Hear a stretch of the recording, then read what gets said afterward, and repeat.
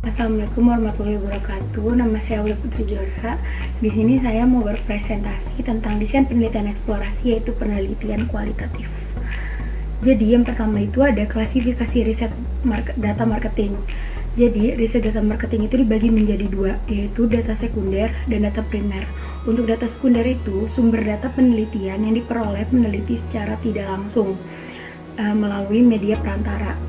Untuk data primer itu data pokok yang digunakan pada penelitian.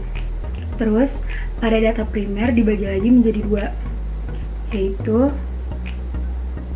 ada data kualitatif dan data kuantitatif. Kalau untuk data kualitatif itu data dari penjelasan kata verbal tidak dapat dianalisis dalam bentuk bilangan dan angka. Untuk data kuantitatif yaitu data yang dapat diukur secara langsung sebagai variabel angka atau bilangan.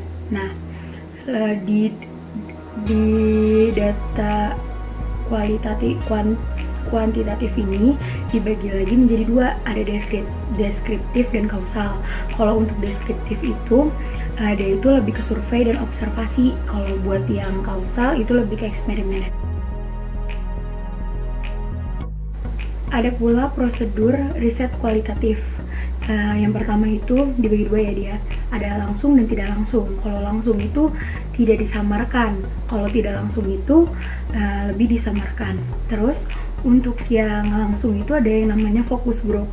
Nah, focus group itu seperti wawancara mendalam. Untuk yang kedua itu ada teknik proyektif. Itu seperti teknik asosiasi, teknik penyelesaian, teknik konstruksi, teknik ekspresif, seperti itu. Ada pula karakteristik fokus grup. Yang pertama itu ada komposisi grup. Kalau untuk fokus grup itu terdiri dari 8-12 orang. Untuk komposisi grup yang telah disaring itu isinya homogeni dan responden. Untuk pengaturan fisiknya santai. Selanjutnya ada kualifikasi utama dari moderator kelompok fokus. Yang pertama itu ada kebaikan dengan keteguhan. Moderator harus menggabungkan data dasar yang disiplin dengan memahami empati untuk menghasilkan interaksi yang diperlukan. Yang kedua itu ada permisif.